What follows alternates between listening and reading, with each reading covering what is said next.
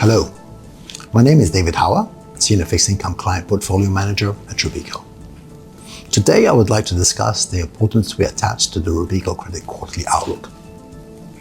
This analysis identifies the current phase of the credit cycle that we find ourselves in: bear, recovery, or bull phase.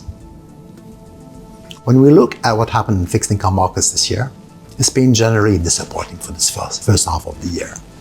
The year of harvest after the very tough year of 2022 simply has not materialized. Inflation still seems to be with us. Our view is that things could change for the rest of the year. Central banks could be finally winning the battle against inflation. Looking at government bond yields, they have increased, and we believe the time to harvest these is becoming closer and closer. Currently, our analysis indicates that we're approaching the end of a bear phase.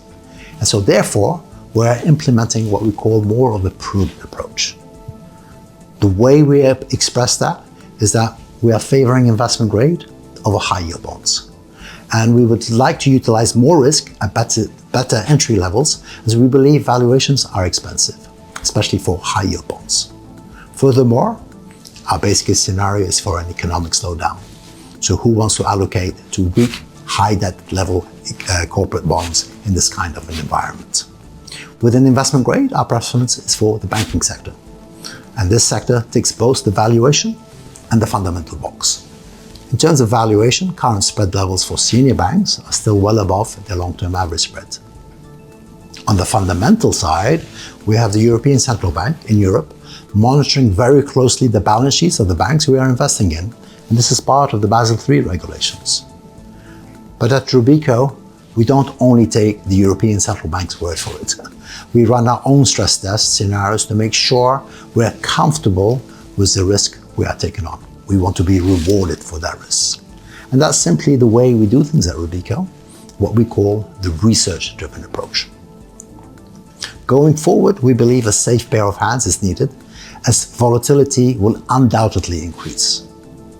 Incidents tend to happen when you have interest rates increase by over 500 basis points, over 5% in such a short period of time. Just go back to this year, March 2023, and we saw what happened with US regional banks. Our research-driven approach navigated us well during that period, and we applied our contrarian strategy and actually increased our risk exposure. We were buying credit bonds at very cheap levels when most market participants were selling. When we look back, we can look at that period and state that that was the correct strategy to apply. Credit spreads have tightened since, and that period of volatility proved beneficial for us.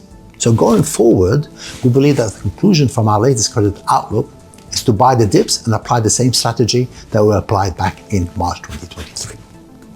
Our research-driven approach will help us analyze markets, and where best to apply that risk budget. As I said, we do believe in being well rewarded for the risk that we do manage.